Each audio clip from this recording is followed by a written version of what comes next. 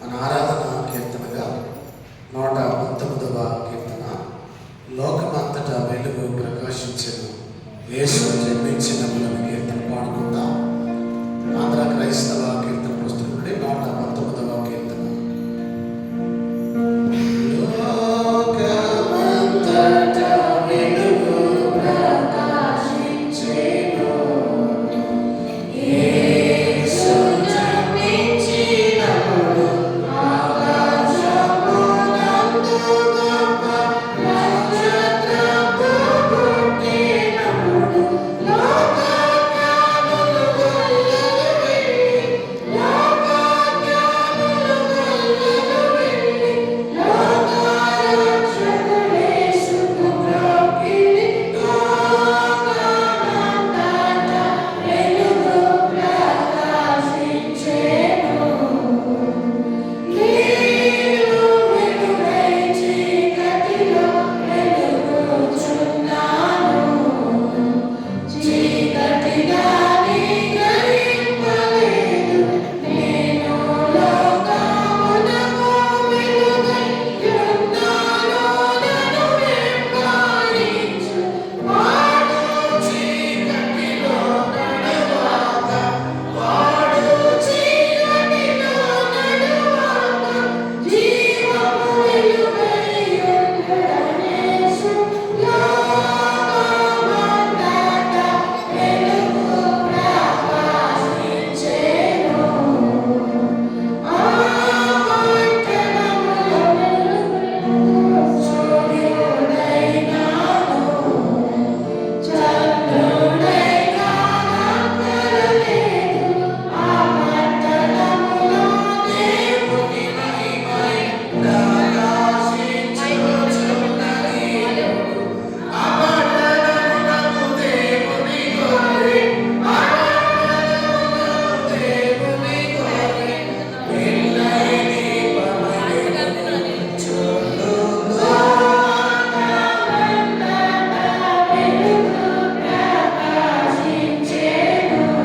సర్వశక్తుల దేవుడు మనల్ని కనికరించి మనకు ఒక చెడుపడుతున్న ఏ కుమారునిచ్చి ఆయన మూలమున మన పాపములన్నింటినీ క్షమించున్నాడు.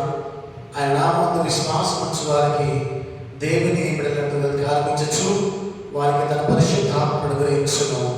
నమ్మి బాప్తిసం పొందిన వాడు రక్షింపబడును. ఓ ప్రభువా, మా రక్షణ మా అందరికీ దయచేయము.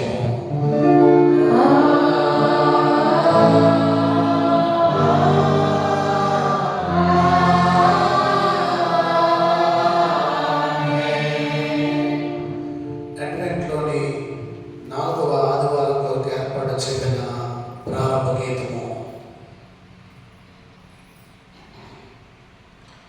అంతరిక్షము మహావర్షము వర్షించును, ఆకాశ మండలము నీతిని కురిపించుగాక, భూమి నెలలు విడిచి రక్షణ ఫలించుగాక. ఆకాశములు దేవుని మహిమను వివరించుచున్నది, అంతరిక్షము ఆయన చేతి పనిని ప్రచురపరచుచున్నది.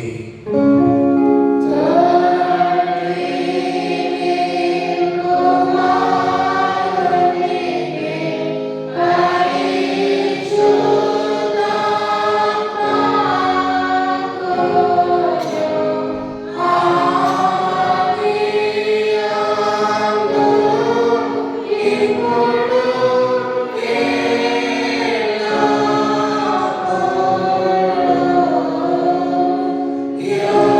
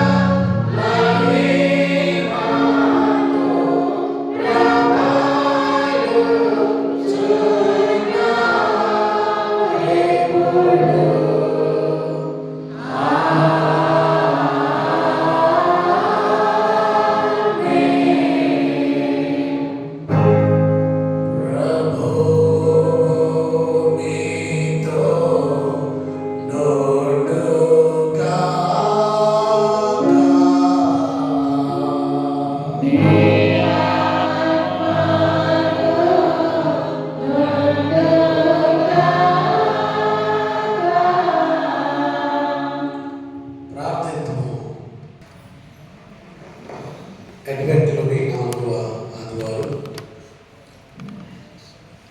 అది ఈరోజు క్యాండిల్ వెలిగించడానికి శ్రీ రమణపల్లి పూర్ణబాబు, శ్రీమతి సుచిత దంపతులు మన మధ్య ఉన్నారు. వారు వచ్చి మరి ఏంజల్ క్యాండిల్ వెలిగిస్తారు. ఇది సమాధానానికి గుర్తుగా ఈ క్యాండిల్ వెలిగించబడుతుంది.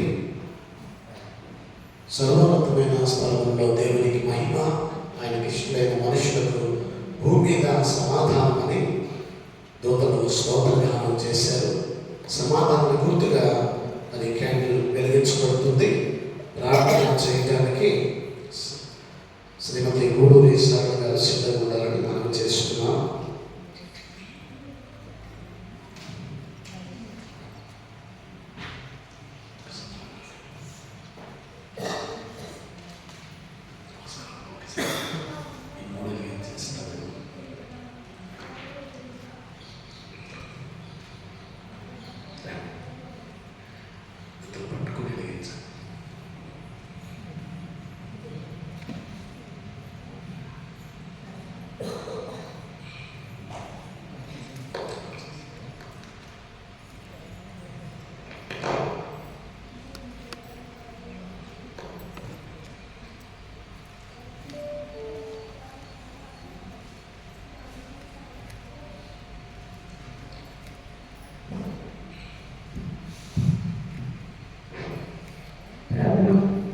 సర్వశక్తి గల తండ్రి, కృపగలిగిన దేవ, నీ ఘనమైన నామములో వందనాలు యేసయ్య.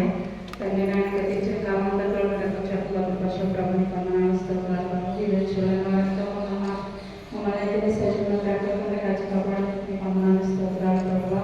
ఇది మన తండ్రి ఈ తండ్రి అడ్వాంట్లో తండ్రి 3వ వారంలో మనం ప్రవేశించినందుకు వందనాలు ప్రభువా.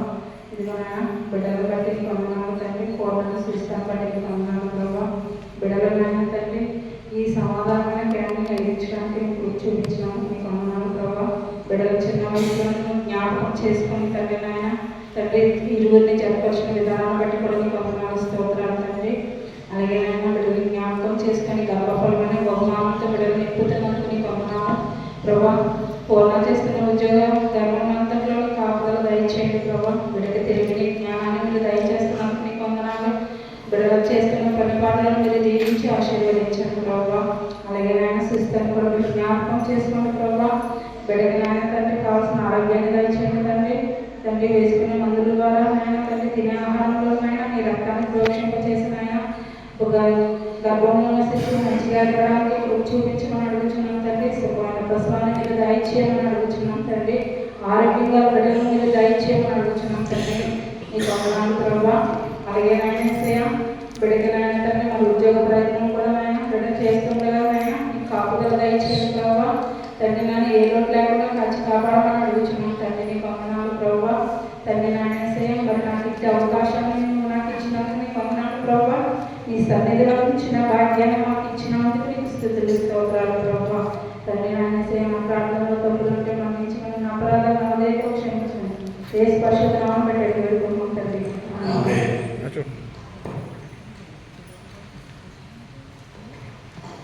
క్యాండిల్ వెలిగించిన రమణపల్లి పూర్ణబాబు, సుచిత దంపతులకు వందనాలు. ప్రార్థన చేసిన శ్రీమతి గూడూరి సరళ గారికి ప్రత్యేక వందనాలు తెలియజేస్తున్నా. లేఖన భాగాలను చదువుగా విందాం. పాత నిబంధన పాఠ్యభాగము యెషయా గ్రంథం 40వ అధ్యాయం 1-8 వచనాలు శ్రీ మల్లా స్టీఫెన్ గారు చదివిపిస్తారు. అలాగే పత్రికా పాఠం హెబ్రీయులకు రాయబడిన పత్రిక 12వ అధ్యాయం 15-29 వచనాలు శ్రీ పిట్ట చంద్రశేఖర్ గారు చదివిపిస్తారు. సువార్త పాఠం లూకా సువార్త 1వ అధ్యాయం 67-80 వచనాలు శ్రీ పగడిపల్లి చంద్రరావు గారు చదివిపిస్తారు.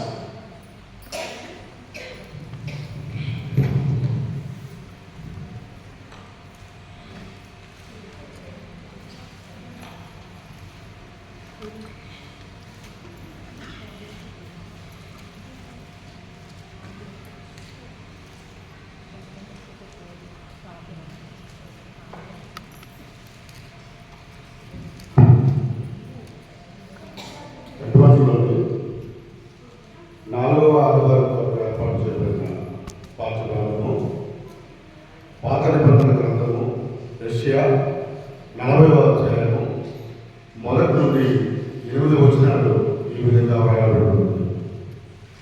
మీ దేవుడు సెలవిచ్చిన మాట ఈ విధంగా, నా జనులను ఓదార్చుడి ఓదార్చుడి, యెరూషలేముతో ప్రేమగా మాట్లాడి, ఆమె యుద్ధకాలము సమాప్తమయ్యాను, ఆమె దోషలను తీర్చబడదు.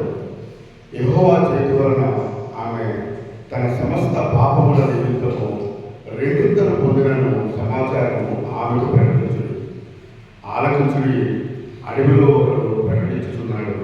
ఎట్లనగా, అరణ్యంలో యెహోవాకు మార్గము సిద్ధపరచుడి, ఎడారిలో మా దేవుడి రాజమార్గము సరళము చేయడి. ప్రతి లోయను ఎత్తు చేయవలను, ప్రతి పర్వతమును ప్రతి కొండను అణచవలను. వంకరవి చక్కగాను కరుకైనవి సమముగాను ఉండవలను. యెహోవా మహిమ బయలుపరచబడదు. ఒకరు తప్పకుండా సర్వ శరీరులు దాన్ని చూచెదరు. ఇలాగ జరిగిన యెహోవా సెలవిచ్చి ఉన్నాడు. ఆలకించుడి, ప్రకటించబడి ఒకడు ఆజ్ఞ ఇచ్చుచున్నాడు. నేనేమి ప్రకటించునని మరి ఒకడు అడుగుతున్నాడు.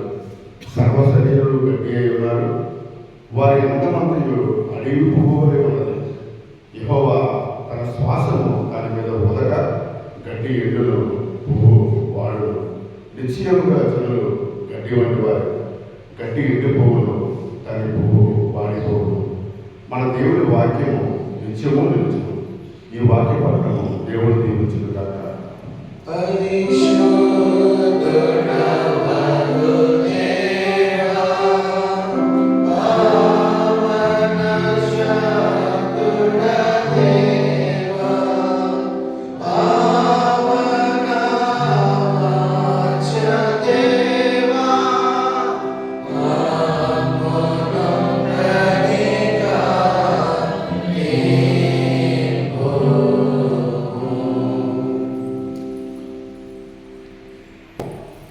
బిడ్డ చంద్రశేఖర్ గారు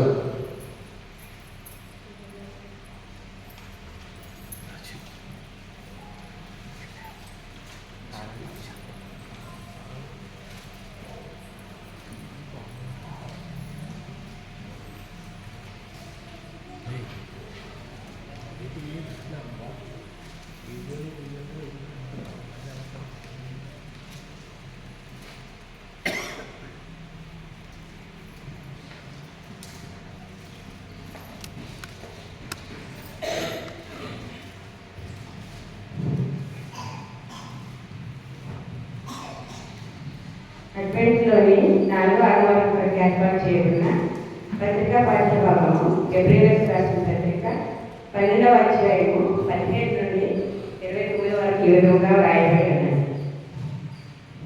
ఎవరైనా దేవుని కృపను పొందకుండా తప్పిపోవునేమో అని ఏదైనా వేరు ఏదైనాను మొలచి కలవరపరచడం వలన అనేకులు అపవిత్రులై పోతున్నారేమో అని ఒక పూటకుటి వారికి తన ద్వేషత్వము హక్కును అమ్మివేసిన యాషపు వంటి భ్రష్టుడైనను వ్యభిచారి అయినను ఉండేనేమో అని జాగ్రత్తగా చూసుకుంది. యాషవు ఆ తరువాత ఆశీర్వాదము పొందకోరి కన్నీళ్లు విడుచుతూ దాని అవసరము శ్రద్ధతో వెతికినను మారు మనసు పొంద అవకాశము దొరకక విసర్జింపబడినని మీరు ఎరుగుతుంది. సృష్టించి తెలుసుకొనగలిగినట్టు మండుతున్నట్టు కొండకులు అగ్నికి, కారు వేగమునకును గాఢాంధకారమునకు తుఫానుకును ఓరధ్వనికి మాటలధ్వనికి మీరు వచ్చి ఉండలేదు. ఒక జంతువైనను ఆ కొండను తాకి నీడల రాళ్లతో కొట్టబడవలనని ఆజ్ఞాపించిన మాటకు వారు తాళలేక ఆ ధ్వని విన్నవారు మరి ఏ మాటలు తమతో చెప్పవలదని బతిమలాడుతుంది. మరియు ఆ దర్శనమెంతో భయంకరంగా ఉన్నందున మోషే నేను మిక్కిలి భయపడి వణుకుతున్నానని, ఇప్పుడైతే సీయోనులను కొండకును జీవగల దేవుని పట్టణములకు అనగా పరలోకపు యెరూషలేమునకును వేవేల కొలది దేవదూతల ఎద్దుకును పరలోకమందు వ్రాయబడి ఉన్న శ్రేష్ఠుల సంగమునకును వారి మహోత్సవమునకును అంతరి న్యాయాధిపతి అయిన దేవుని ఎద్దుకును సంపూర్ణ సిద్ధి పొందిన నీతిమంతుల ఆత్మల ఎద్దుకును కొత్త నిబంధనకును మధ్య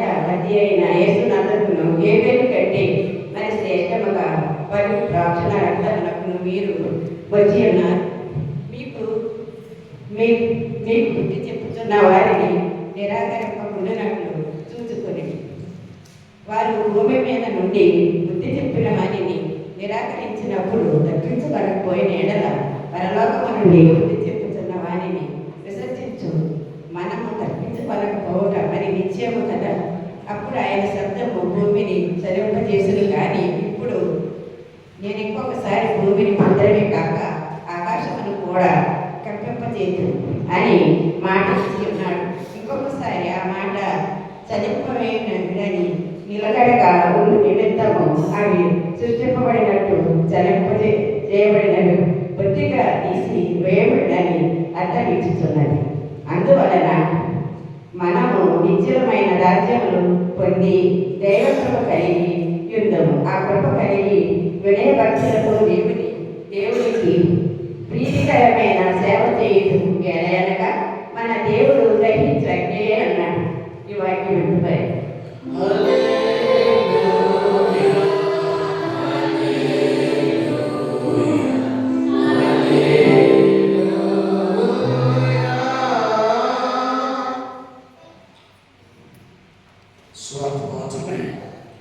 లూకా సువార్త 1వ అధ్యాయం 67వ వచనం నుండి 80వ వచనం వరకు. లూకా సువార్త 67వ అధ్యాయం 1వ అధ్యాయం 67 నుంచి 80 వచనాలు.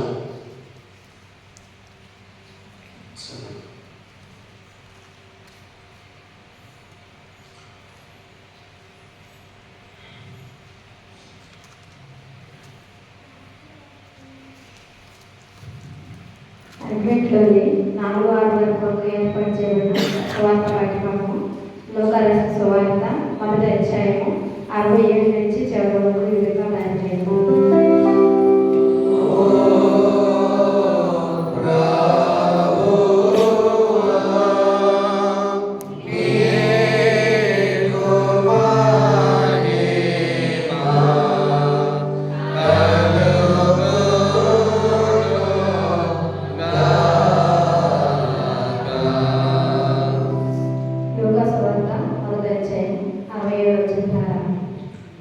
మరియు అతని తండ్రి జకర్యా పరిశుద్ధాత్మ పూర్ణుడై ఇట్లు ప్రవచించెను. ప్రభువైన ఇశ్రాయేలు దేవుడు స్తుతింపబడును గాక. ఆయన తన ప్రజలకు దర్శనమిచ్చి వారికి విమోచన కలుగజేసెను. తన సేవకుడైన దావీదు వంశమునందు మన కొరకు రక్షణ శృంగము అనగా మన శత్రువుల నుండి మనలను ద్వేషించే వారందరి చేతుల నుండి తప్పించి రక్షణ కలుగజేసెను. దీనిని గూర్చి ఆయన ఆది నుండి తన పరిశుద్ధ ప్రవక్త నోట పలికించెను. ఆయన మన పితరులను కరుణించుటకు తన పరిశుద్ధ నిబంధనను అనగా మన తండ్రి అయిన అబ్రహాముతో తాను చేసిన ప్రమాణములను జ్ఞాపకం చేసుకున్నట్టును మనము శత్రువుల చేతుల నుండి విడిపింపబడి మన జీవిత కాలమంతయు నిర్భయమై ఆయన సన్నిధిని పరిశుద్ధముగాను నీతిగాను ఆయనను సేవించు అనుగ్రహించుటకును ఈ రక్షణ కలుగజేసెను. మరియు ఓ శిశువా, నీవు సర్వోన్నతుని ప్రవక్తగా ఉన్నప్పుడు మన దేవుని మహావాక్యములను బట్టి వారి పాపములను క్షమించడం వలన తన ప్రజలకు రక్షణ జ్ఞానము ఆయన అనుగ్రహించినట్లు ఆయన మార్గములను సిద్ధపరచుటకై నీవు ప్రభువులకు ముందుగా నడుతువు. మన పాదములను సమాధాన మార్గంలోనికి నడిపించినట్లు చీకటిలో మరణ ఛాయలను కూర్చుని వారికి వెలిగించుటకై ఆ మహావాత్సల్యమును బట్టి పైనుండి ఆయన మనకు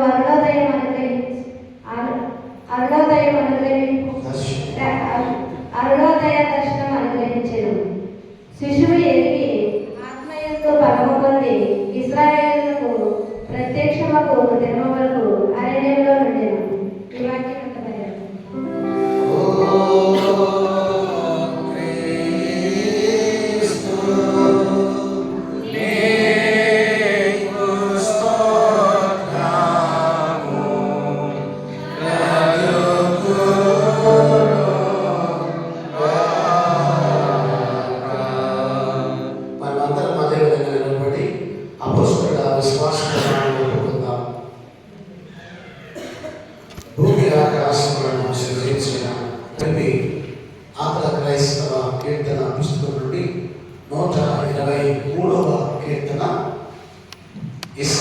దేవుడే ఎంతో స్తుతివంతునుగాక అనే కీర్తన పాడుకుందాం. ఆంధ్ర క్రైస్తవ కీర్తన పుస్తకం నుండి 123వ కీర్తన. ఇశ్రాయేలు దేవుడే ఎంతో స్తుతివంతునుగాక.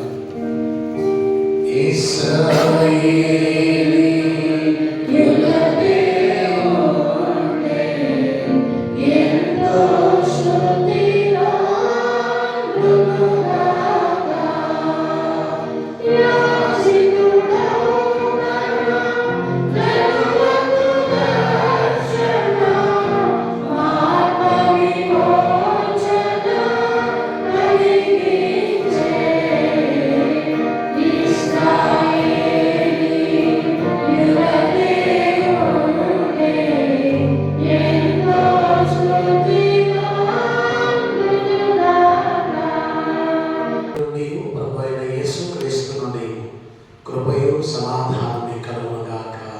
ఆమేన్.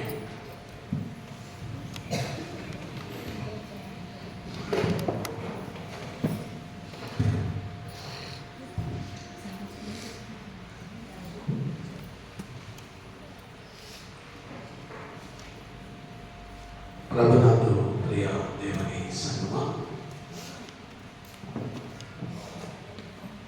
అడ్వెంట్లోని 4వ ఆదివారం కొరకు ఏర్పాటు చేయబడిన లేఖనాలు మనం చదవగలుగుతాం. ఈరోజు మన అంశం ప్రభు మార్గము సరళము చేయటం అనే అంశంతో దేవుని వాక్యాన్ని మనం ధ్యానం చేసుకుందాం. ప్రభు మార్గము సరళము చేయటం అనే అంశంతో దేవుని వాక్యాన్ని మనం ధ్యానం చేసుకుందాం. పాత నిబంధన పాఠ్యభాగము యెషయా గ్రంథం 40వ అధ్యాయం 3వ వచనం. ఆలకించుడి, అడవిలో ఒకడు ప్రకటించుచున్నాడు. ఎట్లనగా అరణ్యములో యెహోవా మార్గము సిద్ధపరచుడి, ఎడారిలో మా దేవుని రాజమార్గము సరళము చేయుడి. ప్రభు మార్గము సరళము చేయడానికి బాప్తిస్మం ఇచ్చే యోహాను ఆయన మార్గాన్ని సరళం చేసేవారిగా మొట్టమొదటిగా పంపించబడ్డాడు. ఈ పాత నిబంధన పాఠ్యభాగంలో యెహోవా మార్గము సిద్ధపరచుడి అనే విషయాన్ని జ్ఞాపకం చేస్తున్నా. యెహోవా మార్గము సిద్ధపరచుడి. ఈ వచనంలో యెహోవాకు మార్గము సిద్ధపరచవలసిన స్థలముల గురించి ప్రస్తావించబడింది. 1 అరణ్యములో, 2 ఎడారిలో అనే మాట జ్ఞాపకం చేస్తున్నాడు. అరణ్యములో, ఎడారిలో. అరణ్యం అనగా విస్తీర్ణాన్ని బట్టి మరి పెద్ద పెద్ద అడవులను అరణ్యాలుగా పరిగణిస్తాం. అరణ్యము లేదా అడవి సహజంగా ఏర్పడుతుంది, దానికి ఒక క్రమ పద్ధతి ఉండదు.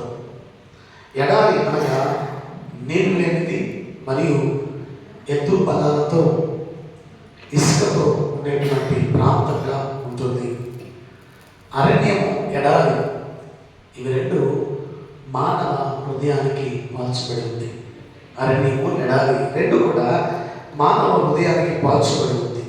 క్రీస్తు మన హృదయంలో ప్రవేశించడానికి మన హృదయంలో ఉన్న ఆటంకాలను తొలగించుకోవాలి అనే సత్యం ఇక్కడ జ్ఞాపకం చేయబడుతుంది. మరి ఏమి తొలగించుకోవాలి అని ఒకసారి మనం ఆలోచన చేస్తే 4వ వచనంలో ప్రతి లోయను ఎత్తు చేయగలను, ప్రతి పర్వతమును ప్రతి కొండను అణచగలను, మొక్కలివి చక్కగాను కరుకలివి సమముగాను ఉండవలను, ప్రతి లోయ ఎత్తు చేయగలను. లోయ భూమి యొక్క నిమ్నతకు సూచనగా ఉంది. ఇది దేన్ని జ్ఞాపకం చేస్తుందంటే అల్ప విశ్వాస స్థితి నుండి విశ్వాస స్థాయికి చేర్చబడే విధానాన్ని జ్ఞాపకం చేస్తూ ఉంది. అంటే మానవ జీవితాల్లో లోయ వంటి, అంటే తనలో ఉన్న బలహీనతలు, తనలో ఉన్న అవిశ్వాసం దేవునికి మరి దగ్గరగా లేని జీవితం,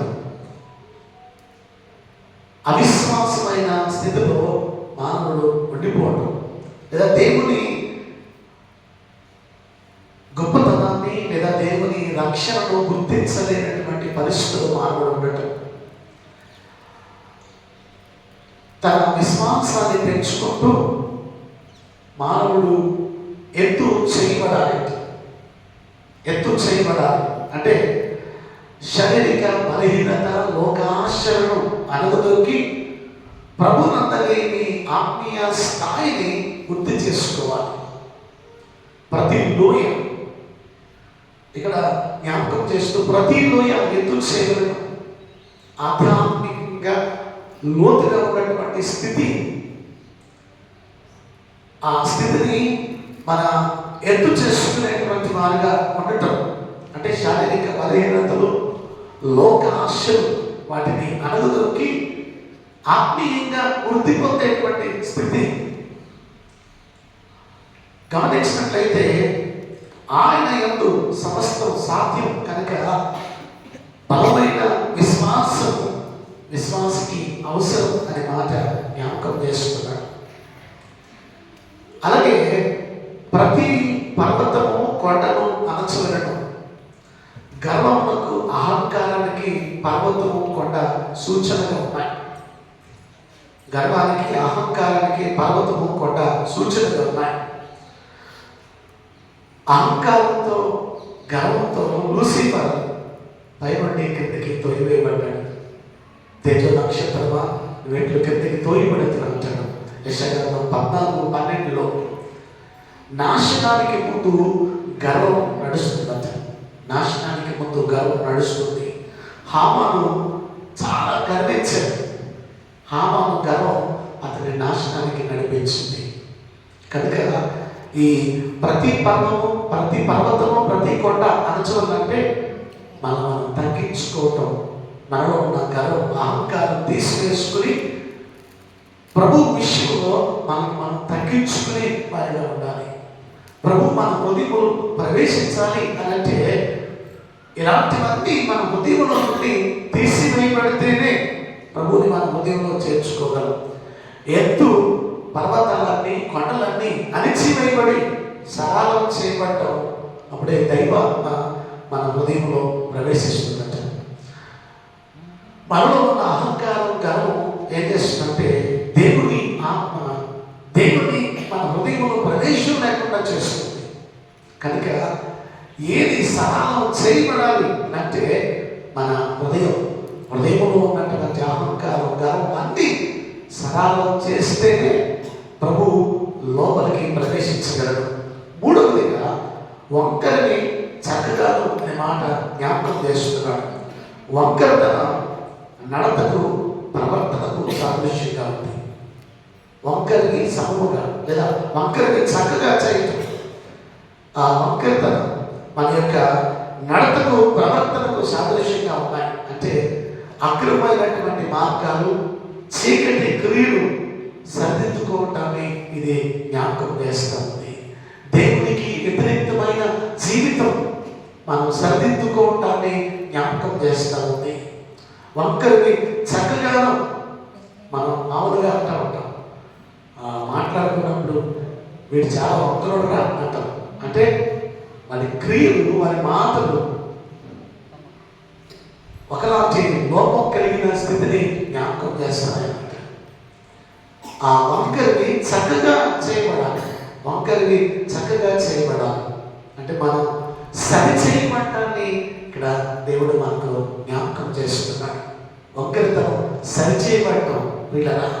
మరి ఒక గోడ కట్టిన మేస్త్రి ఆ గోడని వడంప వేసి చూస్తారు కరెక్ట్గా ఉందా లేదని, వంకర దగ్గరగా ఉందా గోడ, చాలా జాగ్రత్తగా దాన్ని నిర్మిస్తారు. దాన్ని వంకర లేకుండా మరి చక్కగా నిర్మించడానికి ప్రయత్నం చేస్తారు. మానవ జీవితాలు కూడా ప్రభు కొరకు ఆయుధపడటానికి మనలో ఉన్నటువంటి మన స్థితిని మనం సరిచేసుకోవాలి అనే మాట జ్ఞాపకం చేస్తూ ఉన్నాడు.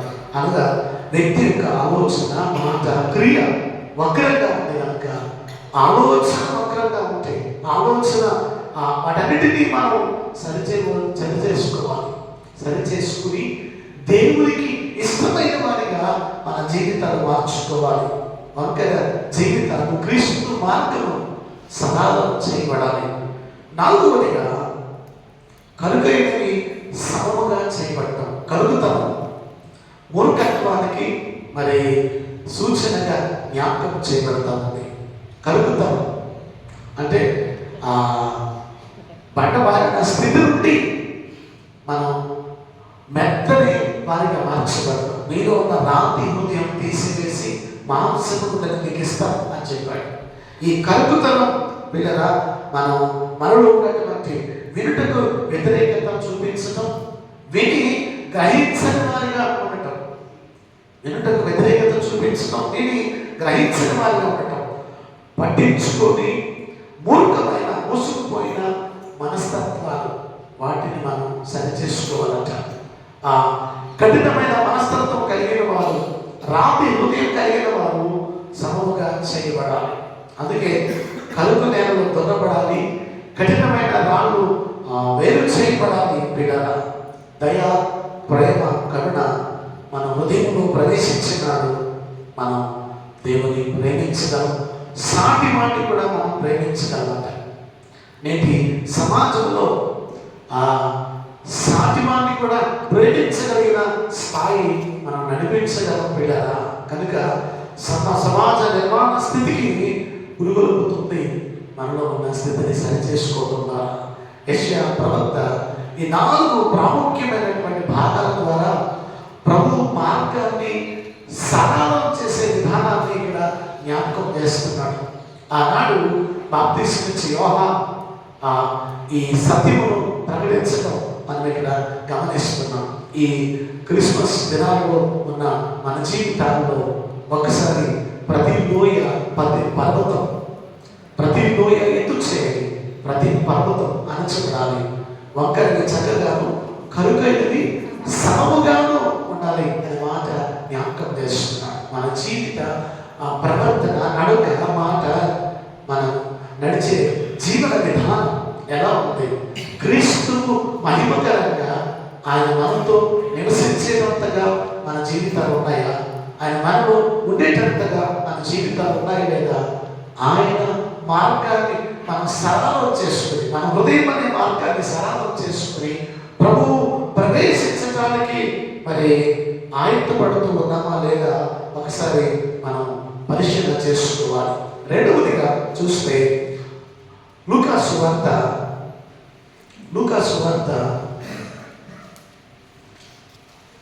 1వ అధ్యాయం. జకరియా ఈ స్తోత్ర గీతంలో అతను తెలియజేస్తున్నటువంటి మాటలు గమనిస్తే మరి బాప్తిస్మిచ్చి యోహాను గురించి మాట్లాడిన మాటల్లో ఆయన మార్గములను సిద్ధపరచుటకై నీవు ప్రభువుకు ముందుగా నడుతువు అనే మాట జ్ఞాపకం చేశాడు.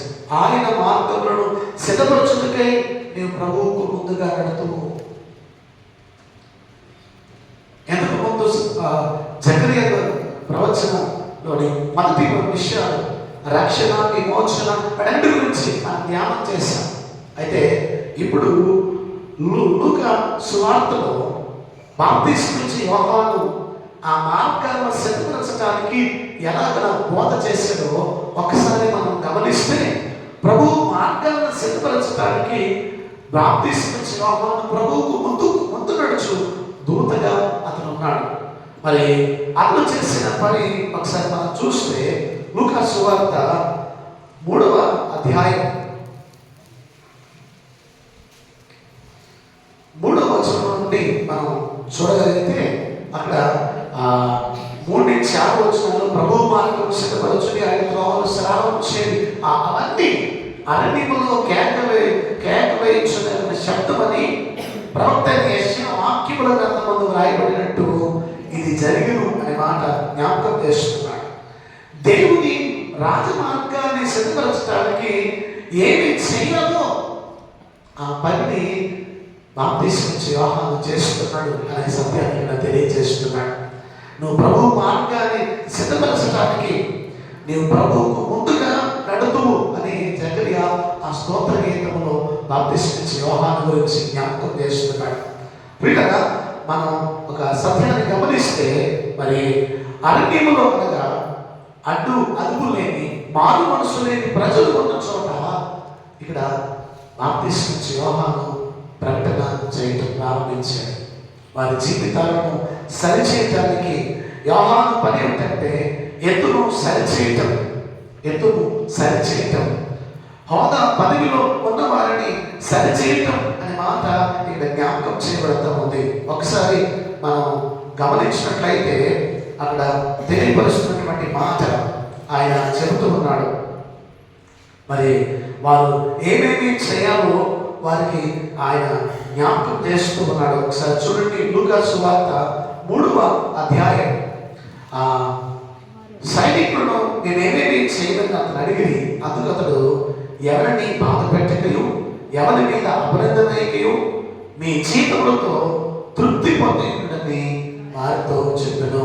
వీళ్ళరా మరి అలాగే ఆ సుందరుడు ఆ వార్త కూడా మీకు నిర్ణయింపబడటానికంటే ఎక్కువ తీసుకునవద్దు అనే విషయాన్ని కూడా అక్కడ జ్ఞాపకం చేస్తూ ఉన్నాడు. వీళ్ళగా గమనించినట్లయితే ఆ సైనికులు వారు ఏ రీతిగా అధికారం హోదా పదవిలో ఉన్నటువంటి వారు తమ ఇవ్వబడినటువంటి ఉద్యోగ ధర్మములో ఏ రీతిగా ఉండాలో అక్కడ యోహాను జ్ఞాపకం చేస్తూ ఉన్నాడు.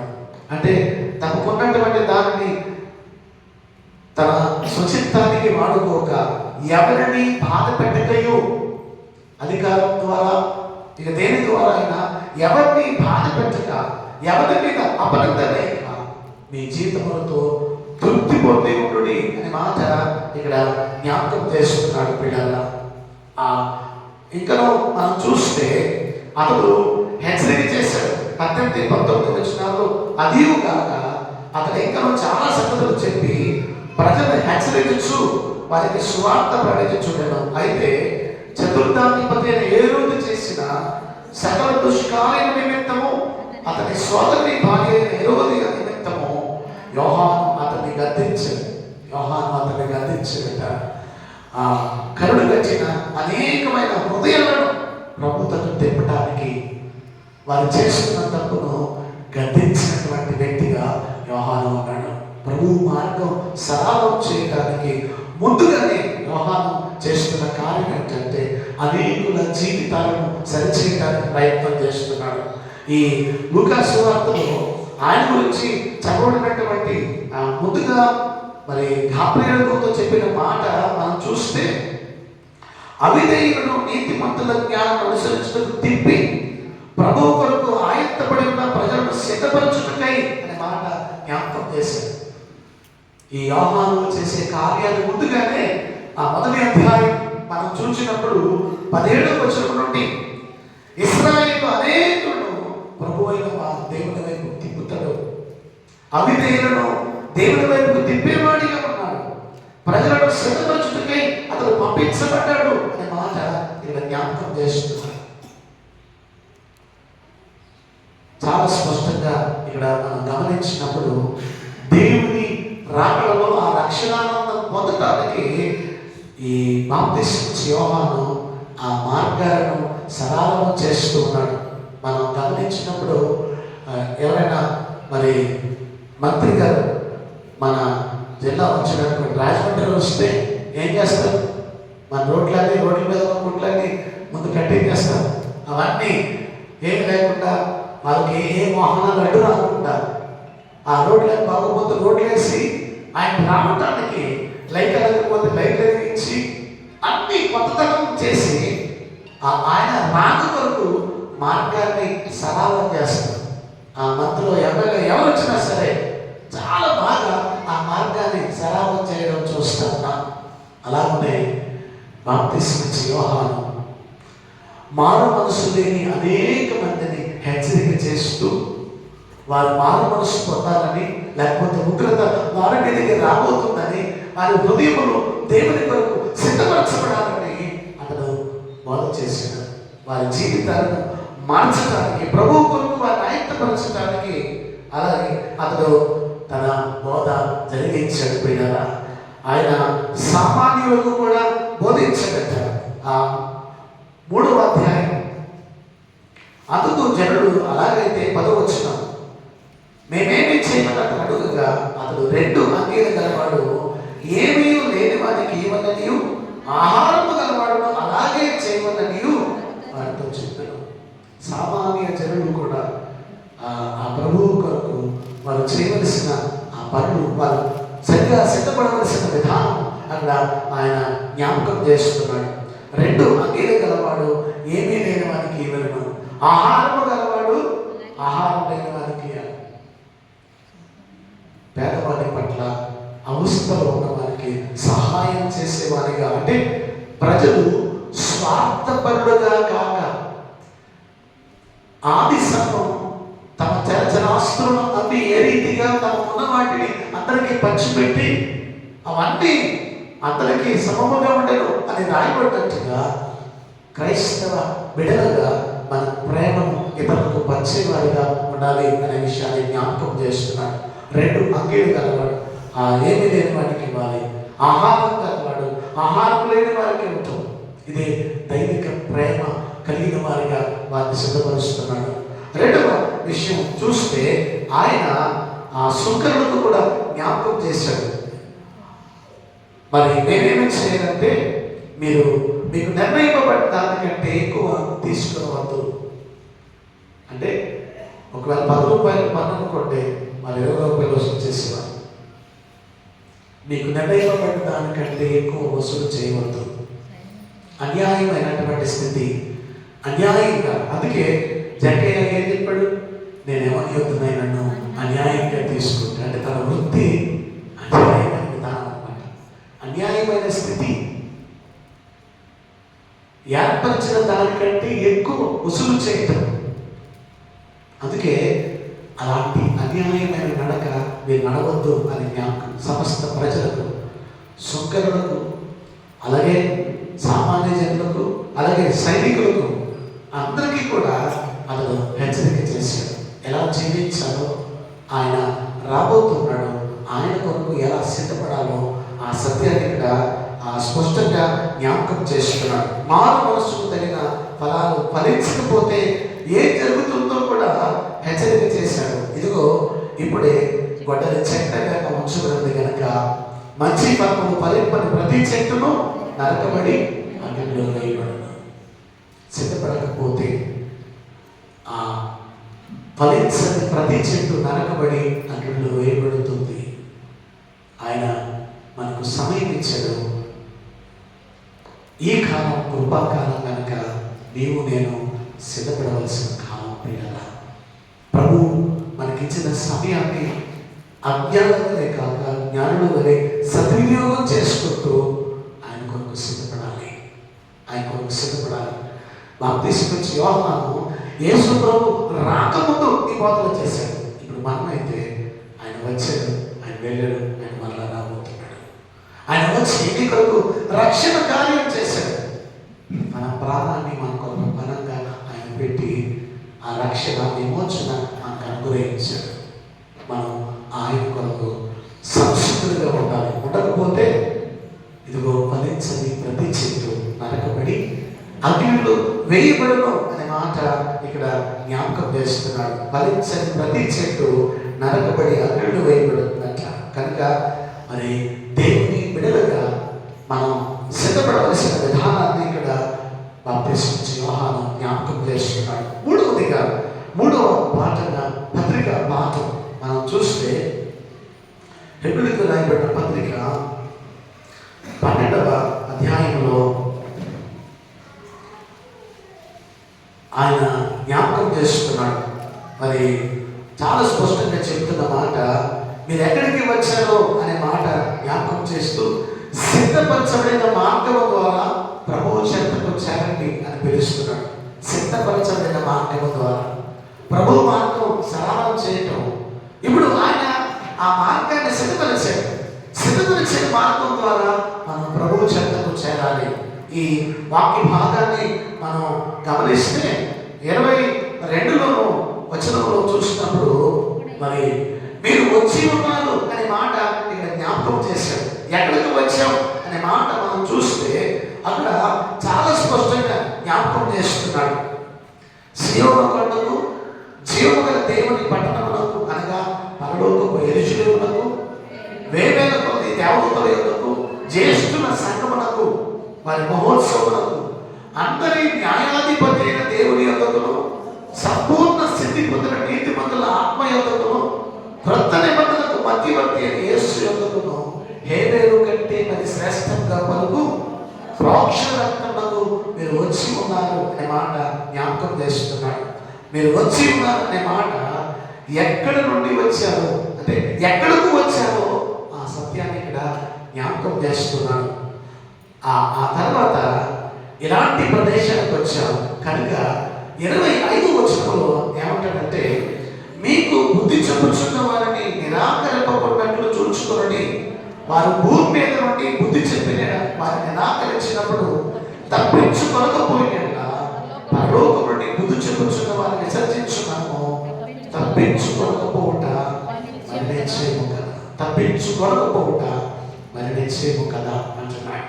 అనగా మరి ఈ స్థలానికి రావటానికి మార్గం సిద్ధపరచబడి ఉంది. ఆ మార్గం సిద్ధపరచడంలో మనకి బుద్ధి చెప్పుచున్న ప్రభువుని మనం నిరాకరించకుండా ఉండాలి. దేవుని కృపపై మనం ఆధారపడటానికి 3 విషయాలు విశ్వాసంతో 3 వైపులా చూడాలంట. విశ్వాసంతో 3 వైపులా చూడాలి. 1 వెనక్కి చూడాలంట. అంటే వెనక్కి అంటే ఎందుకు అంటే వెనక్కి చూడటం కాదు, వెనక ఉన్న స్థితిని విడిచిపెట్టడం. అంటే అక్కడ చాలా స్పష్టంగా జ్ఞాపకం చేస్తున్నాడు. ఆ పై వచనాల్లో మీరు చూస్తే ఒక్క పూట కోటి కొరకు జ్యేష్ఠత్వాన్ని అమ్ముకున్నాడు అంటాడు. ఇంకొక మాట ఏంటంటే, చేదైన మీరు ఏదైనా మనచి కలవరపరచడం వలన అనేకులు అపవిత్రులైపోతురేమో అని. అంటే ఆ పాపపు స్థితి లేకుండా జాగ్రత్త వహించాలి. చేదైన మీరు ఏదైనా మొలిచి ఆ భ్రష్టత్వం మరి చెందుతారేమో జాగ్రత్త.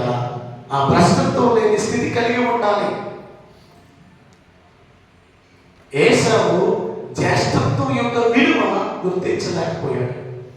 ఈరోజు ప్రభు మనకు అందించిన రక్షణ యొక్క విలువ గుర్తించకుండా మనలో చేదైనా ఏదైనా పోలిస్తే అది చాలా ప్రమాదానికి దారితీస్తుంది. అందుకే జాగ్రత్త. మీలో ఆ చేదైన మీరు మరచి కలవరపరచడం వల్ల అనేకులు అపవిత్రులైపోతారేమో అని ఆ భ్రష్టత్వానికి మనం వెళ్ళకూడదు. రక్షణ యొక్క విలువను మనం గుర్తెరగాలి. ఆ పాపపు స్థితి లేకుండా మనం జీవించాలి అనే మాట జ్ఞాపకం చేస్తున్నాడు. 2వ సత్యం ఏంటంటే, మనం పైకి చూడాలి. పైకి తల ఎత్తి పరలోక మహిమను చూడమంటున్నాడు. పైకి తల ఎత్తి పరలోక మహిమను చూడమంటున్నాడు. ఆ 18 నుండి 24 వచనాల్లో ఆ పరలోకపు మహిమను ఈ హెబ్రీ గ్రంథకర్త మనం జ్ఞాపకం చేస్తున్నాడు. మనం ఎక్కడికి వచ్చామో ఆ పరలోక మహిమ ఎలాంటిదో అక్కడ జ్ఞాపకం చేస్తున్నాడు. ఎందుకంటే ఇంతకు ముందు సీనాయి కొండ మీదకి ఆయన ఆజ్ఞ లేకుండా పరిశుద్ధంగా లేకుండా ఎవరైనా వెళ్తే అక్కడ చనిపోవడమే. జంతువు అయినా మనిషి అయినా ఆ సీనాయి కొండను తాకితే చనిపోయే స్థితి జరిగింది. ఇప్పుడైతే ఆశీర్వాదకరమైన స్థితి ఏంటంటే ఆయన శాపమును తొలగించి మనకు ఆశీర్వాదం ఇస్తూ మీరు ఎక్కడికి ఆయన తీసుకువచ్చాడో ఆ సత్యాన్ని ఇక్కడ జ్ఞాపకం చేస్తున్నాడు. ఆయన పరలోక మహిమను చూడమని జ్ఞాపకం చేస్తున్నాడు. మోషే ద్వారా దేవుడు పాత నిబంధనకు క్రీస్తుకు ఆయన చేసిన కొత్త నిబంధనకు వ్యత్యాసాన్ని ఇక్కడ చూపిస్తున్నాడు. పాత నిబంధనకు క్రొత్త నిబంధనగా వ్యత్యాసం. సీనాయి పర్వతం గుర్తుగా ఉన్న పాత నిబంధన ధర్మశాస్త్ర సంబంధమైంది. సీయోను కొండ గుర్తుగా ఉన్న క్రొత్త నిబంధన క్రీస్తునందు మనకు గల కృపను విస్తరింపచేస్తుంది అనే సత్యాన్ని ఇక్కడ జ్ఞాపకం చేస్తున్నాడు. పితరులు ఎదురు చూస్తున్నటువంటి స్థితి ఏంటంటే, వేవేల కొద్ది దూతలు జ్యేష్ఠులు అని పిలువబడే పరిశుద్ధులు మరియు మధ్యవర్తి అయినటువంటి యేసు మరియు న్యాయాధిపతి అయిన దేవుడు బట్టి ఆ పరలోక వైభవాన్ని హెబ్రీ గ్రంథకర్త మనకు చూపిస్తూ ఉన్నాడు. ఆ పరలోక వైభవం స్థితిని అంతటినీ హెబ్రీ గ్రంథకర్త చూపిస్తుంది. ఇదిగో ఎంత శ్రేష్టమైన ఉంది, ఒకవేళ నేను నిర్లక్ష్యం చేస్తే దాన్ని పోగొట్టుకుంటాను. ఎంత శ్రేష్టమైన స్థితికి ఆయన మనను సిద్ధపరిచి మనం తీసుకువెళ్ళబోతూ ఉన్నాడు పరలోక మహిమలోనికి. అంత గొప్ప వైభవాన్ని మీరు పోగొట్టుకుంటే, నిర్లక్ష్యం చేస్తే, భూమి మీద బుద్ధి చెప్పుచున్న వారు నిరాకరించడం, అయితే పరలోకం నుండి బుద్ధి చెప్పు నిరాకరిస్తే తప్పించుకోకపోవట మరి నిశ్చయం కదా అనే మాట రాస్తున్నాడు. నిరాకరించడం, క్రీస్తు మాటలు, ఆయన ఆజ్ఞలు నిరాకరించడం, ఆయన్ని నిరాకరించడం వంటిది కనుక అవి నిరాకరిస్తే దానికి శిక్ష ఉంటుంది, మనం తప్పించుకోలేం అనే సత్యాన్ని ఇక్కడ జ్ఞాపకం చేస్తున్నాడు. పిల్లల క్రీస్తు రక్తం హేబేలు రక్తం కంటే శ్రేష్టమైన అంటాడు. ఎందుకంటే హేబేలు రక్తం కయీను యొక్క దోషాన్ని జ్ఞాపకం చేస్తూ పగ తీర్చుకోమన్నాడు. హేబేలు రక్తం భూమిలో నుండి నాకు మొరపెడుతుంది అంటే కయీను తనకు చేసిన అపకారాన్ని బట్టి పగ తీర్చుకోబోతుంది. కానీ క్రీస్తు రక్తం క్షమించి తన రాజ్యంలోకి చేర్చుకునేది. అందుకే శ్రేష్టమైన రక్తం అనే మాట ఇక్కడ జ్ఞాపకం చేశాడు. హేబేలు కంటే మరి శ్రేష్టంగా పలుకు ప్రోక్షణ రక్తం కిందకి మీరు వచ్చి ఉన్నారు. ప్రోక్షణ రక్తం కిందకి వచ్చి ఉన్నారు. ఆ రక్తం హేబేలు రక్తం మొరపెడతా ఉంది, అయ్యా నా అన్న ఇలా చేశాడని. కానీ క్రీస్తు రక్తం విమోచిస్తూ, నేను ప్రేమించి పాపబడి విమోచిస్తూ నీకు పరలోకం సిద్ధపరచబడింది అనే సత్యాన్ని జ్ఞాపకం చేస్తుందట. అదే విషయాన్ని ఇక్కడ తెలియజేస్తుంది. క్రీస్తు రక్తం మన దోష నివృత్తి చేసి మనను దేవుని సన్నిధిలో ప్రవేశం కలిగేటట్టుగా చేస్తుంది. దేవుని సన్నిధిలో ప్రవేశం కలిగేటట్టు చేస్తుంది. ఆయన సిద్ధపరిచిన మహిమ ఆ గొప్ప స్థితిని జ్ఞాపకం చేస్తుంది. అక్కడ పితరులు ఉన్నారు, గొప్ప స్థితి ఉంది, భక్తులు ఉన్నారు. అవన్నీ ఆయన హెబ్రీ గ్రంథకర్త జ్ఞాపకం చేస్తూ ఉన్నాడు. పిల్లరా, ఆ సిద్ధపరచబడిన స్థలానికి మనం వెళ్ళటానికి మనం నిర్లక్ష్యం లేకుండా క్రీస్తును భక్తి శ్రద్ధలతో ఆరాధించే వారిగా ఆయన కొరకు సిద్ధపడాలి. మూడవ సత్యం ముందుకు అనగా ముందుకు దృష్టి సారించడం. కదిలించాలని దేవుడు నిశ్చలమైన రాజ్యాన్ని మనకివ్వటానికి ఆయన ఇష్టపడుతుండగా మనతో పలుకుచున్న మాటలు మన జాగ్రత్తగా వినమంటున్నాడు. ఆయన జాగ్రత్తగా వినమంటున్నాడు. ఆయన మనతో పలికిన మాటలు జాగ్రత్తగా వినాలి. సీనాయి పర్వతమును తన వాక్కుతో కప్పింపు చేసిన ఆ కొండను తాకితే వారిని శిక్షించాడు. అయితే రెండవసారి ఆయన భూమిని ఆకాశమును కంపింప చేస్తానంటున్నాడు. హగ్గయి గ్రంథం 2వ అధ్యాయం 6వ వచనంలో ఈ సత్యాన్ని తెలియజేస్తున్నాడు. మరొకసారి భూమిని ఆకాశమును కంపింప చేస్తాడు. కనుక మన పట్ల విస్తరిస్తున్న దేవుని కృపను నిర్లక్ష్యం చేయవద్దు అనే మాట జ్ఞాపకం చేస్తున్నాడు ఆయన మన పట్ల. ఆయన అందుకే 25వ వచనంలో అందువలన మనము నిశ్చలమైన రాజ్యం పొంది దైవ కృప కలిగి, ఆ కృప కలిగి వినయ భయభక్తులతో దేవునికి ప్రీతికరమైన సేవ చేయటము. ప్రీతికరమైన సేవ చేయటము ఏలయనగా మన దేవుడు దహించు అగ్ని ఉన్నాడు. దహించు అగ్ని ఉన్నాడు. ఎంతకుముందు నోవహు కాలంలో నీళ్ల వలన భూమి నాశనమైంది. ఇప్పుడు అగ్ని వలన నాశనం కాబోతుంది. ఆయన రాకడలో సరిగా సిద్ధపడకపోతే అగ్ని చేత నాశనం కాబడబోతుంది. అందుకే ఆయన దహించు అగ్ని ఉన్నాడు అనే మాట జ్ఞాపకం చేస్తున్నాడు. నువ్వు నిర్లక్ష్యం చేస్తే ఆ అగ్నిలో వాడిని మసైపోతావు. కనుక ప్రియదేవుని బిడ్డలారా, పాత నిబంధన గ్రంథములో ఏం సరి చేసుకోవాలో అని జ్ఞాపకం చేయబడింది. లూకా సువార్తలో ప్రజలను ఏ రీతిగా మరి అని యోహాను సిద్ధపరచడం జ్ఞాపకం చేయబడింది. పత్రిక వాక్యంలో ఆయన సిద్ధపరిచిన మార్గమును ఆయన మా కొరకు సరళం చేశాడు. దాంట్లో ప్రవేశించండి అని ఆహ్వానిస్తున్నాడు. నీవు నేను ఆయన ఇచ్చిన ఆహ్వానాన్ని అందుకొని అందులో ప్రవేశించాలంటే ఆయన భయభక్తులు కలిగి ఆయన బిడ్డగా ఈ లోక సంబంధమైన వాటన్నిటినీ విడిచిపెట్టి మనం ప్రభు దగ్గరికి వెళ్ళగలుగుతాం. లోక సంబంధమైన వాటితో ప్రభు దగ్గరికి వెళ్ళలేం అనే సత్యాన్ని జ్ఞాపకం చేసుకున్నాం. దేవుని బిడ్డలుగా ఈ అడ్వెంట్లోని 4వ ఆదివారం పిల్లరా మనం ఎలా ఉన్నాం? దేవునికి ప్రీతికరమైన వారిగా ఉన్నామా? అందుకే అక్కడ అంటాడు ఆ గొప్ప కలిగి వినయ భయభక్తులతో దేవునికి ప్రీతికరమైన సేవ చేయటం. ప్రీతికరమైన అంటే ఆయనకి ఇష్టమైన, నాకు చాలా ఇష్టం అని అంటారు కదా. నాకు మటన్ అంటే చాలా ఇష్టం అంట, చికెన్ అంటే చాలా ఇష్టం అంట. దేవునికి ఇష్టమైనటువంటి వారిగా ప్రీతికరమైన సేవ చేయటం. ఆ కృప కలిగి ఆయన ఇచ్చిన కృపను మనం కాపాడుకుంటూ కృపను నిర్లక్ష్యం చేస్తే ఏ సభకి ఏం జరిగింది? అవకాశం దాటిన తర్వాత ఆశీర్వాదం పొందగోని కన్నీళ్ళు విడిచొచ్చు. దానికోసం శ్రమతో వెతికినను మారు మనసు పొందని అవకాశం దొరకక అతడు విసర్జించబడను అని మాట్లాడబడింది. ఈ దేవుని బిడ్డగా మనం విసర్జించబడి వారిని కాక ఆయన సిద్ధపరిచినటువంటి దానిలో ప్రవేశించడానికి మనం సిద్ధపరచుకోవాలి. మనం సిద్ధపరచుకోవాలి. ఈ పండగకు మనం ఎలాగా ఇంటిని మనం సిద్ధపరచుకుంటున్నామో అలా మన జీవితాలను సిద్ధపరచుకోవాలి. ప్రభు రాజ్యంలో పెట్టడానికి సిద్ధపరచాలి. ఈ లోక సంబంధమైనవి ఏమి మనకి పనికిరావు. ఆయన రాజ్యం.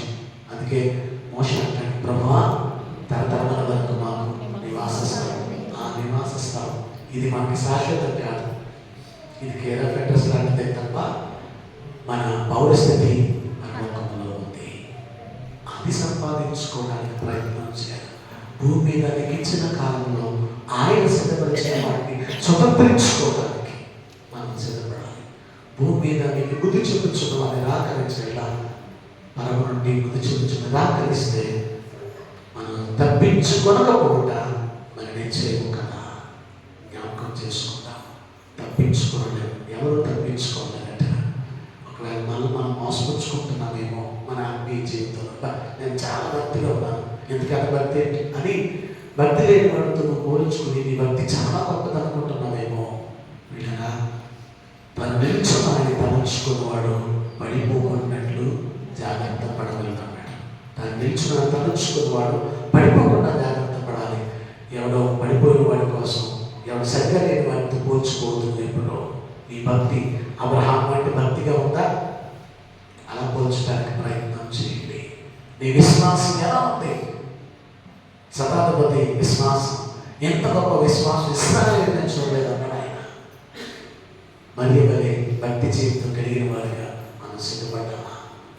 ఒకసారి జ్ఞాపకం చేసుకుని ఆయన సిద్ధపరిచిన ఆ నిశ్చలమైన రాజ్యం, ఆయన సిద్ధపరచబడిన మార్గము ద్వారా ఆయన చెంతకు చేరడానికి అందరం సిద్ధపడటానికి పరిశుద్ధాత్మ దేవుడు తన కృప మనందరికీ అనుగ్రహించును గాక.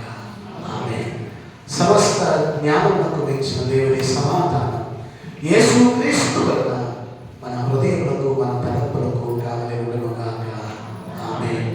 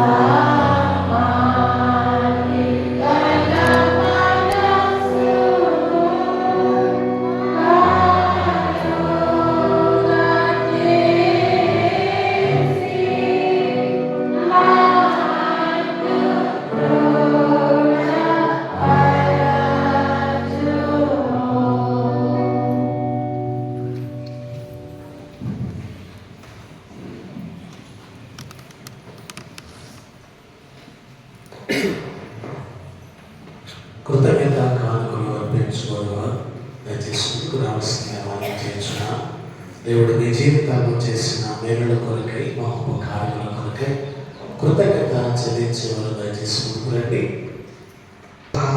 సమర్పిస్తుండగా జి మౌనిక తేజ ప్రత్యేక పాట పాడుతుంది.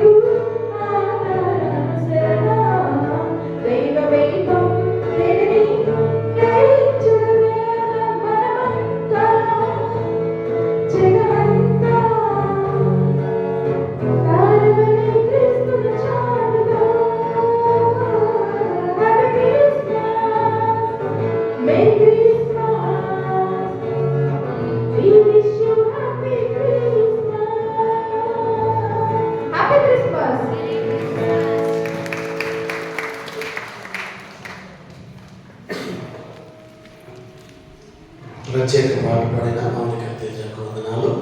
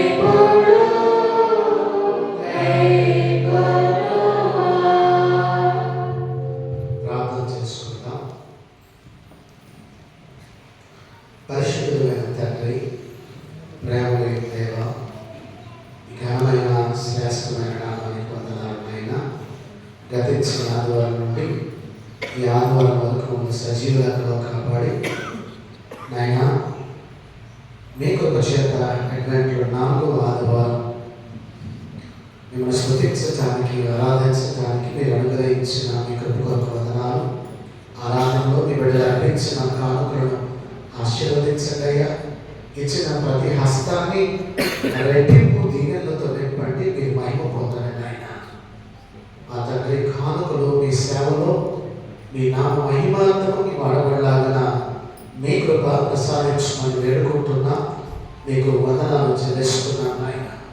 వెతబడిన వాక్యం మా అందరి హృదయాలను ఫలించడానికి సహాయం చేయండి. ముందుగా పంపబడిన దూతగా ఆయన మీ మార్గాలను సరళం చేసిన బాప్తిస్మ యోహాను ఆయన ఏమేమి మా జీవితాల్లో సరిచేయబడాలో ప్రతి లోయ ఎత్తు చేయబడాలని, ప్రతి వంకర మార్గము సరిచేయబడాలని ఆయన కరుకైనవి మా వంకరని చక్కగాను కరుకైనవి సమముగాను ఉండాలని సెలవించారు. మా జీవితంలో ఉన్న లోపాలను మేము సవరించుకొని మా ప్రభువా మీ కొరకు మేము ఆయుక్తపడటానికి ఆయన మీతో పాటుగా నిత్యరాత్యములు చేర్చబడటానికి కృప దయచేయండి నాయన. ఇదిగో పత్రిక పాఠములో దేవుని గ్రంథకర్త జ్ఞాపకం చేశాడు. సిద్ధపరచబడిన మార్గము ద్వారా ఆయన యొద్దకు రండి అని మా ప్రభు పిలుపు ఇవ్వబడగా నాయనా ఇదిగో మా తండ్రి వేవేల దూతల యొద్దకు, జ్యేష్ఠుల యొద్దకు, పరిశుద్ధుల యొద్దకు మా ప్రభువ హేబేలు కంటే ప్రోక్షణ రక్తమైనటువంటి మీ రక్తం కిందకు మేము వచ్చాం అనే సత్యాన్ని జ్ఞాపకం చేస్తూ ఉండగా నీతిగల న్యాయాధిపతిగా ఆ పరిశుద్ధ స్థలంలో ఉంటుండగా ఆయన ఆ గొప్ప భాగ్యాన్ని పొందుకునేటువంటి వారిగా మమ్మల్ని అందరినీ మీరు సిద్ధపరచుకొని వేడుకుంటున్నాం ప్రభువా. నిర్లక్ష్యం చేస్తే ఆ ప్రభువా శిక్ష తప్పించుకోవాలి అని మీ వాక్యము సెలవిస్తూ ఉంది ప్రభువా. చేదైనా వేరు ఏదైనా మొలిచి కలబరచుకుంటున్న అనేకులు అపవిత్రులైపోతాయేమో, జాగ్రత్తగా ఉండండి అని మీరు హెచ్చరిక చేస్తా ఉన్నారు ప్రభువా. ఆయన ఈ కృపాకాలం దాటిపోయిన తర్వాత ఏషావలే కన్నీరు విడిచిన ఉపయోగం ఉండదు, విసర్జించబడతాం అనే సత్యాన్ని జ్ఞాపకం చేస్తూ ఉండగా తండ్రి మీ కృపను పొందుకున్న వారిని ఆయన వెనియ భయభక్తులతో ప్రీతికరమైన సేవ చేయడానికి మమ్మల్ని సిద్ధపరచుమని మీ పాదాల చెంత మొరపెడుతున్నా ప్రభువా. మీ కృపను మాలో ఎవరు నిర్లక్ష్యము చేయకుండా ఆ తండ్రి మీరు అనుగ్రహించిన కృపను పొందుకుంటూ మీరు సిద్ధపరిచిన నిత్యరాత్యము కొరకు సంపూర్ణమైన సిద్ధపాటు ప్రతి బిడ్డకు దయచేయండి. మీరు మహిమ పొందండి ఆయన.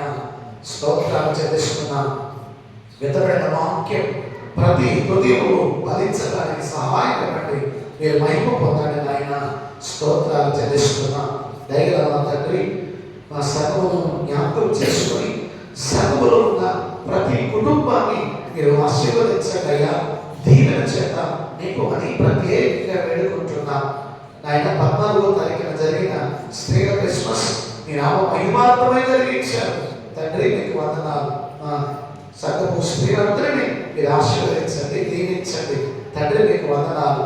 అలాగనే ఇదిగోనైనా 14, 15, 16 తారీఖున జరిగిన క్యారల్స్ ప్రభా, ఈ 3 దినాలు చక్కగా జరగడానికి మా ప్రభా మీరు సహాయం చేశారు. ఆయన ఇందులో పాల్గొన్న ప్రతి బిడ్డను మీరు ఆశీర్వదించండి, దీవెన చెప్పండి. మమ్మల్ని ప్రేమతో చేర్చుకున్న ప్రతి కుటుంబం కొరకు వందనాలు. వారందరినీ మీ దీవెన చేత ఇవ్వమని వేడుకుంటున్నాం. తండ్రి మీకు స్తుతులు ప్రభా. ఆయన 24 సత్య క్రిస్మస్ లో మీ సహాయం ఇవ్వండి తండ్రి. మీ నామ మహిమాత్మై ఆ సత్య క్రిస్మస్ జరగటానికి మా ప్రభా మీ దాసులు నాయన గోల్డెన్ సోదరుల గారి ద్వారా మా చక్కని వాక్యం మా కొరకు అందించమని ప్రార్థన చేస్తున్నా. తండ్రి మీకు స్తుతులు ప్రభా. 25న జరిగేటువంటి క్రిస్మస్ ఆరాధనలో సహాయం ఇవ్వండి. రెవరెండ్ సుధీర్ కుమార్ గారి ద్వారా చక్కని వర్తమానం మాకు అందించినట్టు కొరకు చూపించండి. ఆ రోజు ఏర్పాటు చేయబడిన ప్రేమ విందు అయినా మీ నామ మహిమాత్మై జరిగించమని ప్రార్థన చేస్తున్నాం. తండ్రి మీకు వందనాలు ప్రభువా. అయినా అలాగే 20వ తారీఖు ఆరాధనలో, అలాగే నా తండ్రి వాచనరీ సర్వీస్లో, నూతన సంవత్సర ఆరాధనలో ఆయన జోసెఫ్ కిషోర్ గారి ద్వారా చక్కని వర్తమానం మాకు అందించమని ప్రార్థన చేస్తున్నాం. ఈ ఆరాధనలన్నీ, ఈ కార్యక్రమాలన్నీ ఆయన క్రమముగా మర్యాదగా జరిగించమని ప్రార్థన చేస్తున్నాం. తండ్రి మీకు స్తుతులు ప్రభువా. గొప్ప దేవునిగా మీరు మహిమ పొందులాగా ఈ కార్యములన్నీ జరగటానికి సహాయం ఇవ్వండి. మీరే మహిమ పొందమని వేడుకుంటున్నాం. మా సంఘములోని ప్రతి కుటుంబమును ఆశీర్వదిస్తూ ఆ కుటుంబాల్లో ఉన్న ప్రతి ఆర్థిక అవసరత తీర్చండి. ఈ పండుగ సంతోషదాయకంగా జరుపుకోవటానికి వారిని సిద్ధపరచమని ప్రార్థన చేస్తున్నాం. తండ్రి మీకు వందనాలు ప్రభా. అనారోగ్యంతో బాధపడుతున్న వారిని ముట్టండి, స్వస్థపరచండి అయ్యా. ఆరోగ్యం ఇవ్వండి తండ్రి. అయినా ఈ క్రిస్మస్ పండుగ వారు పాల్గొని మిమ్మల్ని స్తుతించడానికి మంచి ఆరోగ్యాల చేత వారు నింపుమని వేడుకుంటున్నాం. తండ్రి మీకు స్తుతులు స్తోత్రములు చెల్లించుకుంటున్నాం. దయగల ప్రభువా, ఇదిగో మా తండ్రి, మా దేశంలో మా రాష్ట్రంలో మీరు ఆశీర్వదించండి. సార్వత్రిక సంఘాలలో జరుగుతున్న పరిచర్య ప్రపంచమంతటా జరుపుకుంటున్న క్రిస్మస్ పండుగ ప్రతి చోట సంతోషదాయకంగా జరిగించబడటానికి, ఇంకా ఎవరైతే రక్షించబడలేదో అయినా వారందరూ రక్షణ పొందటానికి మీరు సహాయం ఇవ్వమని వేడుకుంటున్నాం ప్రభువా. మీకే వందనాలు స్తోత్రములు చెల్లిస్తున్నాం. మీ కృప చూపించండి నాయన. మీరు మాకు పంచిన ప్రేమ మేము అనేకులకు పంచడానికి సహాయం ఇవ్వండి నా తండ్రి. మీరు అనుగ్రహించిన రక్షణను కోల్పోకుండా, రక్షణను కాపాడుకుంటూ ఇంకా అనేక మందిని మీ చెంతకు నడిపించిన వారు ఉండటానికి కూడా సహాయం ఇవ్వండి. మీరు మహిమ పొందండి. సంఘ పెద్దల పరిచర్య అందరినీ దీవించండి తండ్రి. మీకు స్తోత్రాలు. శివ సమాజాన్ని ఆశీర్వదించండి ప్రభువా. సండే స్కూల్ యూత్ మీరు ఆశీర్వదించండి, దీవెన చేత నింపుమని వేడుకుంటున్నాం ప్రభువా. ఇదిగో మా తండ్రి, మా సంఘ పరిధిని విశాలపరుస్తూ నూతన విశ్వాసం చేత సంఘాన్ని నింపి మీరే మహిమ పొందమని యేసు నామమున అడుగుచున్నాం తండ్రి. ఆమేన్. పరలోకమందున్న మా తండ్రి, మీ నామం పరిశుద్ధపరచబడుగాక, మీ రాజ్యం వచ్చుగాక, మీ చిత్తం పరలోకమందు నెరవేర్చున్నట్లు భూమి అంత నెరవేరునుగాక. మా అనుదిన ఆహారం నేడు మాకు దయచేయము. మేము అపరాధం చేసిన వారిని మేము క్షమించిన ప్రకారం అపరాధము క్షమించు. మా శోధకుడికి లేక దుష్టుని తప్పించుము. రాజ్యము, శక్తి, మహిమ నిరంతరము నీవైనవి. ఆమేన్.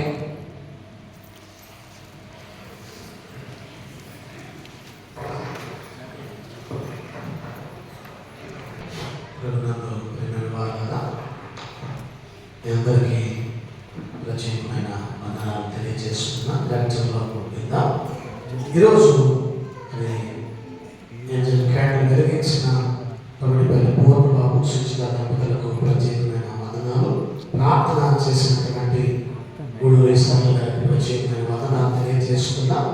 వాక్యం చదివిన నల్ల స్మితమ్మ గారికి, లలిత్ కుమార్ గారికి, తొమ్మిదిపల్లి రత్న కుమార్ గారికి వందనాలు తెలియజేస్తున్నా. ప్రత్యేక పాటపడి మానుక తేజ వందనాలు.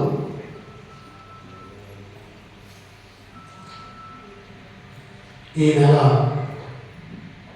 ఈ సంవత్సరం చివరి శుక్రవారం కనుక శుక్రవారం కూడిక ఆలయంలో జరుగుతుంది 7 గంటలకు. అందరూ పాల్గొనాలని ప్రేమపూర్వకంగా మనవి చేస్తున్నాం. శుక్రవారం ఉపవాస కూడిక రాత్రి 7 గంటలకు దేవాలయంలో జరుగుతుంది. 2025 సంవత్సరం చివరి శుక్రవారం కనుక శుక్రవారం ఉపవాస కూడికలో అందరూ పాల్గొనాలని ప్రేమపూర్వకంగా కోరుతున్నాను. మరి క్రిస్మస్ క్యాలెండర్స్కు తిరిగి సహకరించిన సండే స్కూల్ పిల్లలకు, యవనులకు, స్త్రీలకు, పెద్దలకు, పురుషులందరికీ ప్రత్యేకమైన వందనాలు తెలియజేస్తున్నాం. చాలా సంతోషదాయకంగా మరి క్రిస్మస్ క్యాలెండర్స్ జరిగించబడ్డాయి. పాల్గొన్న మీ అందరికీ పేరు పేరు చెందిన ప్రత్యేకమైన వందనాలు తెలియజేస్తున్నాం. అలాగే మమ్మల్ని ప్రేమించి ప్రేమతో మీ గృహాలు దర్శించినప్పుడు ప్రేమతో చేర్చుకుని అది చక్కని ఆతిథ్యం ఇచ్చారు. అన్ని కుటుంబాలకు ప్రత్యేకమైన వందనాలు చెల్లిస్తున్నాను.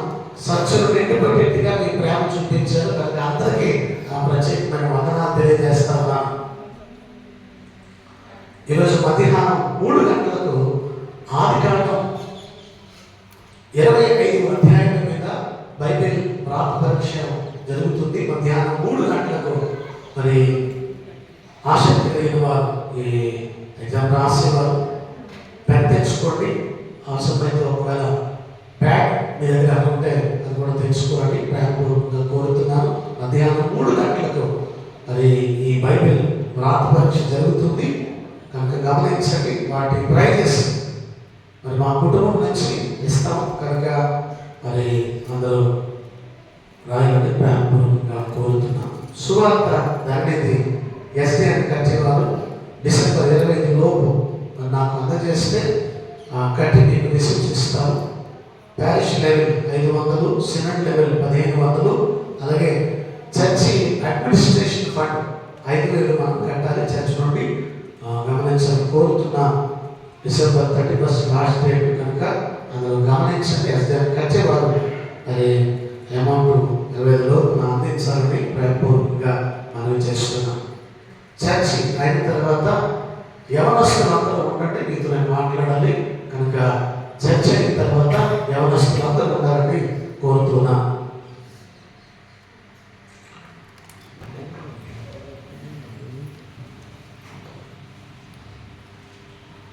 మనమందరం కలిపి 129వ కీర్తన శ్రీరక్షకులను పుట్టగా ఆకాశ సైన్యము ఏహమ్మనకే తెచ్చు ఈ పాట పాడుకుందాం. ఆంధ్ర క్రైస్తవ కీర్తన పుస్తకం 129వ కీర్తన. శ్రీరక్షకులను పుట్టగా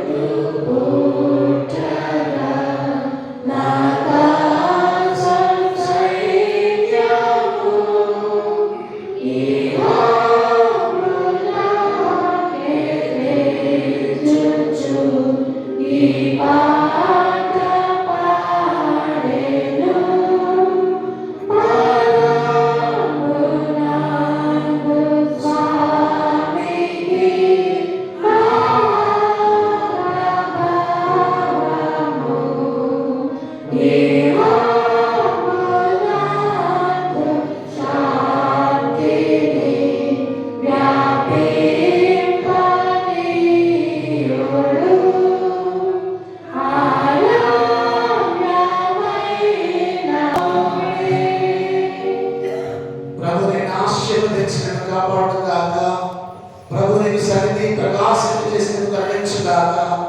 ప్రభు నీ మీద సత్యగా ఉదయింపచేసి నీకు సమాధానము కలగచేయును గాక.